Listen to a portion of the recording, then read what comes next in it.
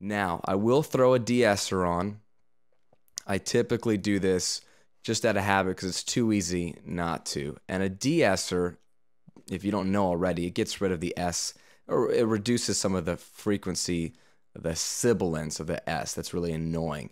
And all it is a compressor and an EQ put together. So it's an EQ that turns on when the compressor tells it to. So, you could choose, a male DS and they think, okay, around 6K is where that horrible S is.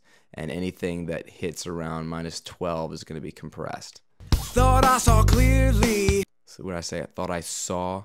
Thought I saw clearly. You can see it, the gain reduction happening. So it's hard to hear, but it really helps soften some of those S's. So you could tweak the actual frequency range. Thought I saw clearly how things were meant to be, yeah.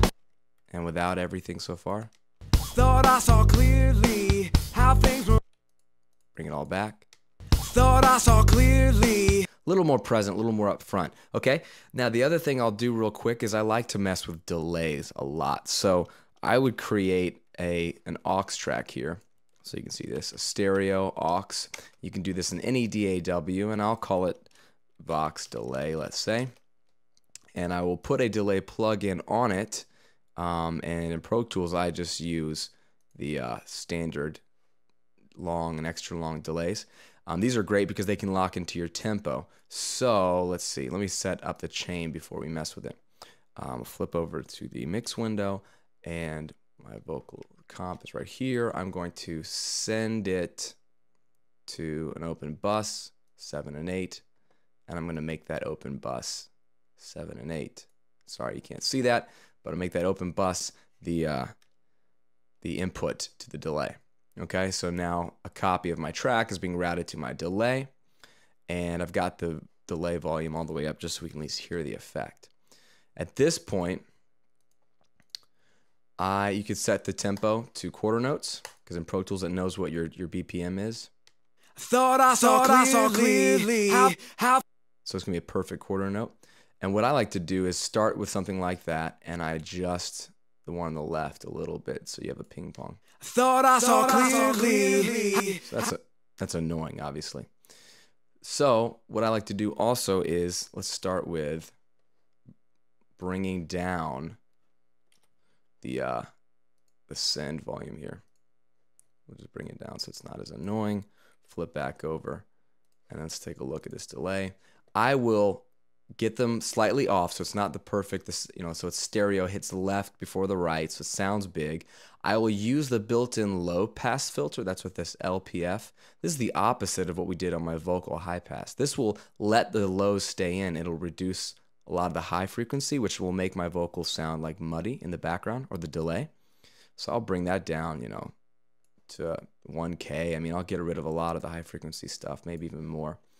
And then I will add the feedback, which means it'll keep going. It won't just be one echo. It'll be multiple echoes. Thought I saw clearly. You hear that? You see how it kind of now is muffled? There's just a few of them. Thought I saw clearly how things were meant to be, yeah. Well, I need to hear you, take time to know you, try and obey you, yeah. So that is a great starting point. So you've got this real muffled, trippy delay that'll just kind of die off in the background. Really quick, really simple. You can do this with any delay. And at that point, what I like to do is listen to it in the context of the mix, because that's all that matters, and see where the delay level needs to be. And I don't want to keep switching over to the mix window. So I will just look at my send right here. Let's take a listen. Thought I saw clearly how things were meant to be, yeah. Well, I need to hear you, take time to know you, try and obey you, yeah.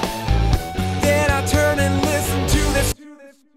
So it's real subtle. I mean, you barely notice it, but certain notes it'll come out more. And again, you could take the volume of the delay down a little bit itself if you want to, not just the send to the delay.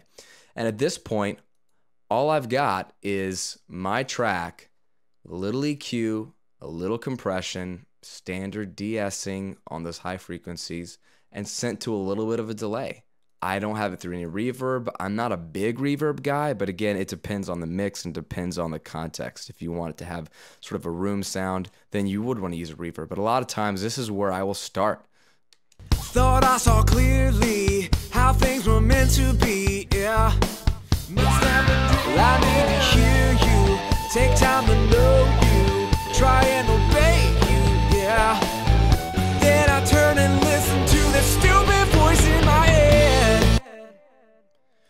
And that's vocal processing. I mean, that's what you start with. There's nothing mysterious or secret about it, but these are the building blocks of good vocals. The vocal in most popular music, the lead vocal, is the most prominent thing, and people want to hear every word, every line, and so you'll want to start with good compression so that it's a consistent level. You can hear everything, and that may not be enough, so you'll want to do some volume automation to sort of bump up the volume on the quiet words, and that's just something you have to look into as well. But the starting point is get that compression, bring out the right presence in the vocal with the EQ. Make sure there's no distracting S sounds, so a de-esser can be helpful. You don't need it, just depends on how bright the S is on that person's vocal. And then give it some ambience, put a little delay on it. I like delays like this with a low pass filter because it gives it some space like a reverb would, but it doesn't sound that wet. The vocal itself is very dry and still present and in your face. And that's what I would start with, okay? At this point, you can go off into all sorts of effects. You can do some chorusing. You can do some doubling. But at its core, I do this kind of process day in and day out.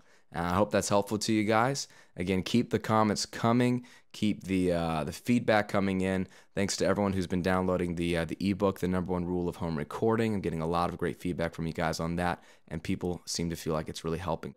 Thanks for being a viewer and a reader. Again, this is Graham at therecordingrevolution.com. Hope you guys are having a fantastic week. I'll talk to you soon.